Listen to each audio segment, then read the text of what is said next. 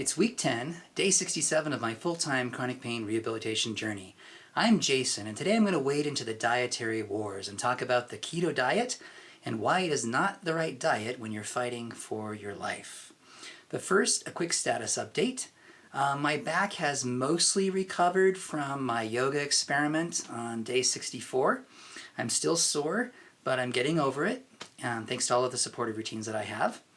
I'm still having some problems with sleep. I know it has something to do, at least I suspect it has something to do with my protein shakes, although I don't know why. I've been eliminating content from them to try to figure out which powder is causing me not to sleep well, which one I might be allergic to, but I'm still stuck with sleeplessness, so maybe it's not the shake. I don't know. It's confusing. Anyway, I keep trying to figure it out. Why am I not sleeping well? I don't know. I met an interesting guy in the sauna today. His name's Paul. And he talked to me about a couple things that related to my journey, like Tai Chi. There's an ancient form of Tai Chi called Qi Gong. And apparently it's good. He's been doing it for like 5 years and swears by it. Now that I'm venturing into the yoga space, I'm kind of interested in Tai Chi and yoga and anything like that that might help me to take my rehabilitation to the next level. He also mentioned a man named Wim Hof, which I knew about. He's called the Iceman. He advocates for cryotherapy. In fact, a guy that I met in the sauna before, Paul, told me about Wim Hof, and that's one of the reasons I started doing cold tubbing. But he also mentioned that Wim Hof has some breathing techniques, which I also knew about. I just hadn't investigated yet. And so I've decided to look into those because I've started experimenting with breathing techniques that I know. Just a simple one like breathe in for 3 seconds, hold your breath for 1 second, and then breathe out for like 6. I did that in the cold tub, and I found it as effective, if not more effective, than simple meditation. So I want to learn more. Now on to today's topic. Say no to keto, and here's why. I'm not ideological. I don't have an axe to grind here, and I know that by wading into the dietary wars, I may appear partisan, like I have some kind of an agenda, and I really, really don't. All I want to do is fight for my life in the most effective way possible and help you fight for your life in the most effective way possible, and I'm pretty convinced, based on the research that I've done myself, that keto is not the diet for you or me. And here's why. Again, in my analysis, I'm going to look at this from a forest perspective, not a tree perspective. If you're getting into the nitty-gritty like this study, that study, blah, blah, blah, blah, blah, that is a tree perspective. I want to look at this from a forest perspective and see the big picture, because I often think it's possible when you step back and look at the big picture to see what's wrong with any particular issue or thing without going in and looking at every tree and examining its bark, which I'm not going to do. All right, I have some biases that I want to point out up front so you're aware of them. The first is I am plant and whole food based. I do eat occasional animal products, but I avoid them for the most part. I don't believe they're good for you. That's my bias. That's where I'm starting from. That's my home team. And so you can assume that's going to color everything I'm going to say to some degree. I don't advocate that you take anything I say at face value. I'm not a doctor. I'm not a dietitian. I'm just doing research, and I think I have a semi-decent mind and the ability to think logically, so I'm just going to share with you what I've observed and what I understand, with the caveat that I could change my mind at any time, although it's unlikely. All right, my next bias is I have a bias against popular culture. Whatever diet is popular, I just assume is pretty much wrong, because there have been so many fad diets. I've been alive long enough now, multiple decades, to watch fad diets come and go, and they all seem to revolve around this low-carb craze in some form or another, and they just seem like a rehash of the same thing over and over again, rebranded for marketing purposes to sell stuff. And I'm just not persuaded by it. In general, I think popular culture stinks, and if you guide your life by it, you're going to go wrong, and that includes diet. So those are my biases. And here's my overall criteria for evaluating dietary plans or options. I'm looking for something that is sustainable, that I can do long-term for the rest of my life. If I don't think I can sustain it, I'm not going to attempt it. And that's one of the reasons I advocate against keto, is because most people who go on the keto diet cannot sustain it. They eventually fall back and gain more weight. The recidivism rate is really, really high. So that right off the bat for me says, not going to do it. It's also the reason I'm not a strict vegan.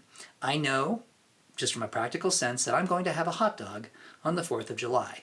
I am on occasion going to eat a big, meaty steak. I am going to have a hamburger on occasion. And when it's my child's birthday, I'm going to have some cake and some ice cream. So I am not going to be a strict vegan. I know I cannot sustain it. However, I do believe in minimizing my exposure to animal products. Therefore, I only do it on things like birthdays, days like birthdays, or special occasions like holidays. And that's it. And I can live with that. You may not be able to. That might be too restrictive for you, in which case I advocate having a free day once a week, and that's it. But that for me is not quite restrictive enough. I want to go a little bit beyond that, and I think I have the resolve to do so. Therefore, I limit myself to holidays and special occasions like birthdays.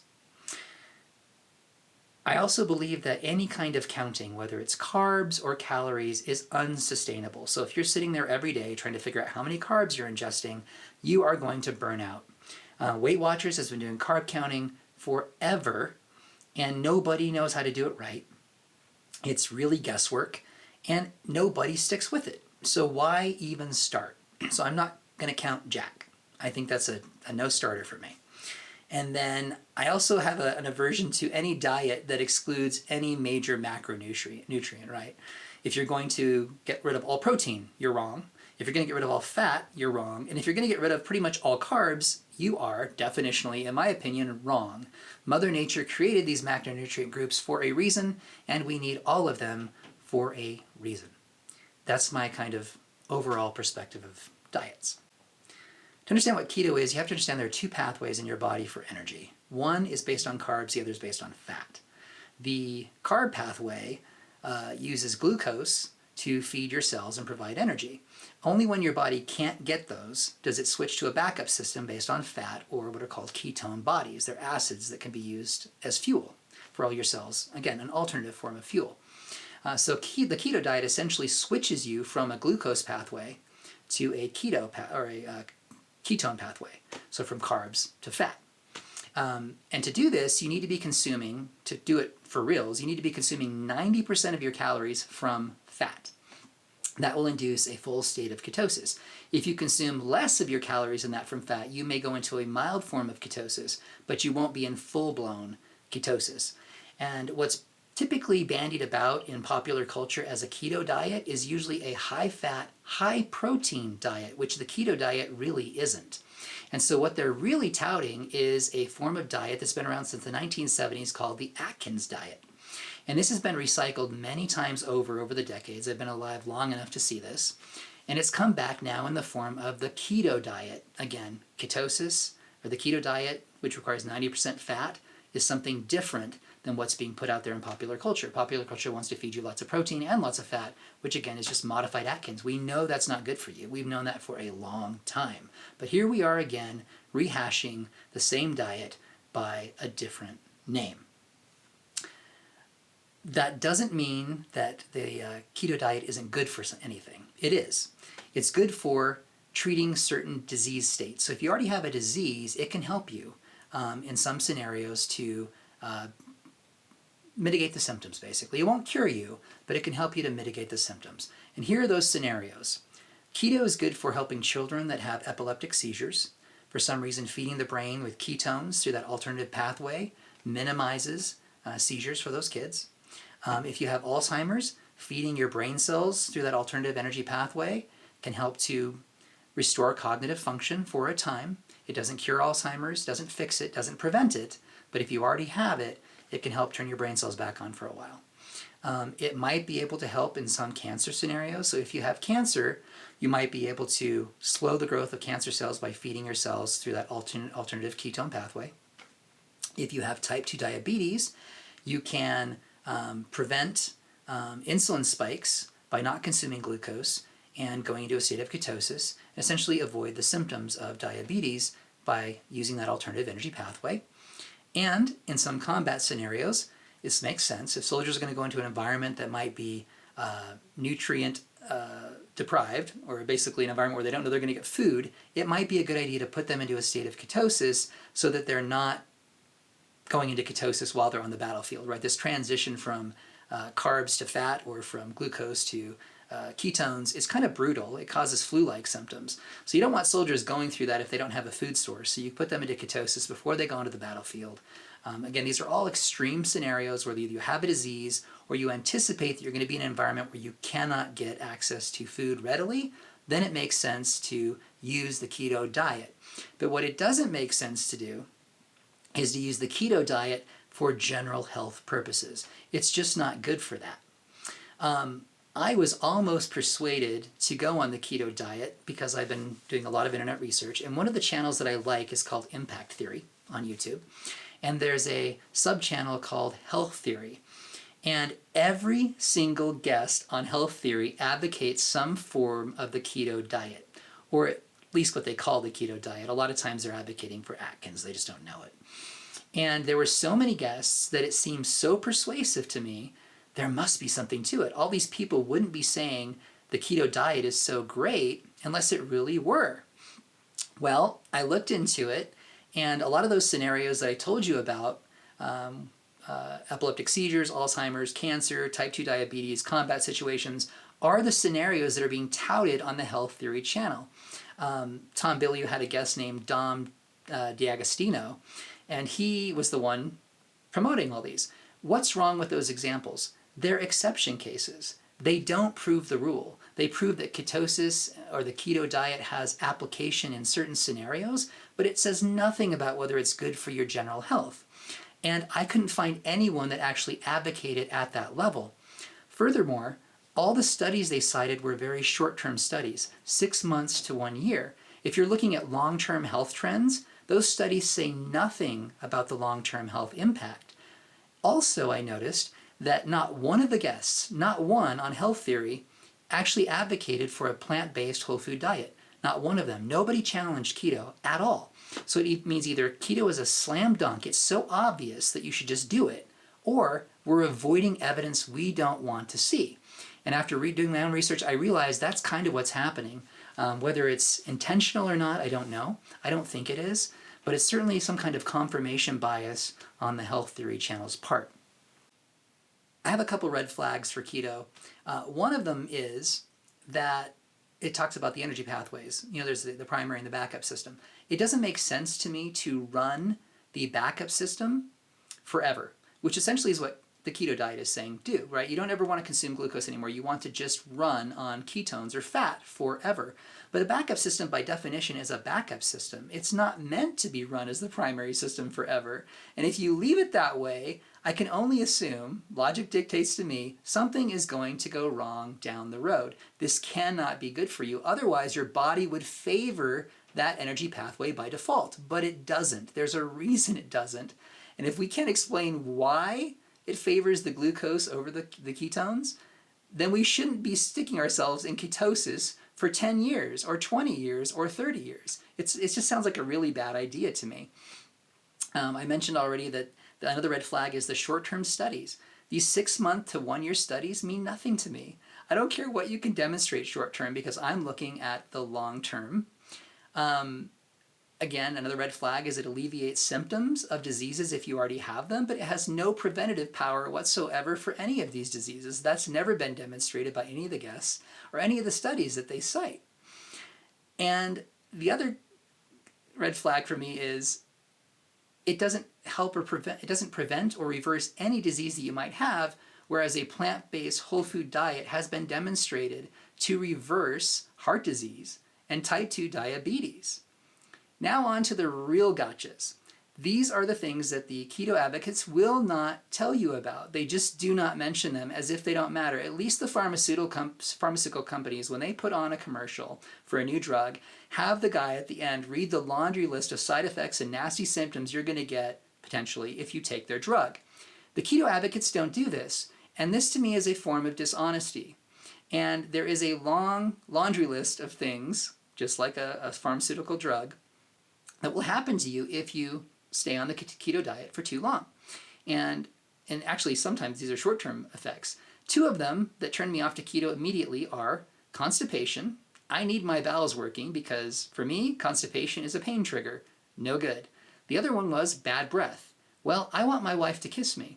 I really actually enjoy our romantic relationship, and so I'm not interested in spewing acetone out of my breath when I'm trying to kiss my wife. I don't think she would appreciate that.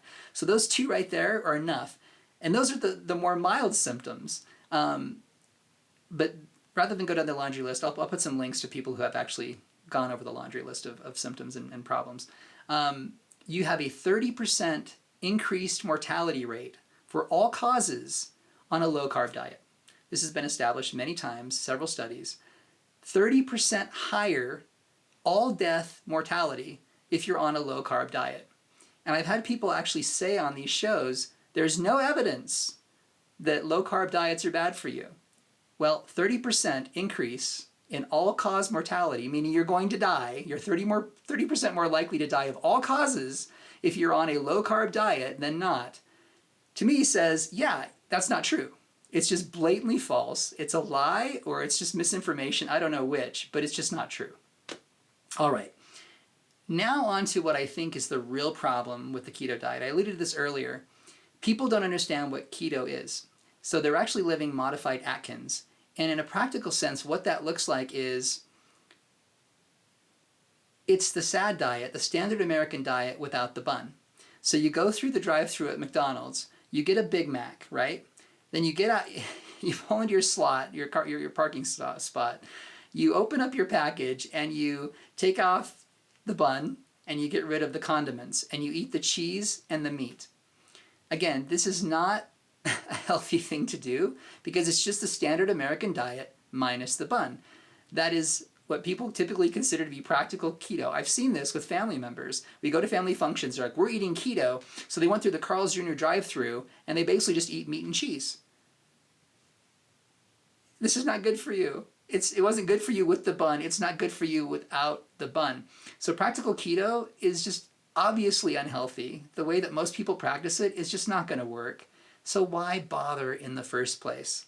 It just seems like wishful thinking to me. It's like, we want this experiment that we've already run to be different this time. We really want to be able to eat our eggs and our butter and our steaks and our fish and, whatever fatty thing we can get our hands on because we want to. We really, really want to. And even though we know it will increase our chance of death significantly, somehow we want the experiment to be different this time. We want the result to turn out differently this time.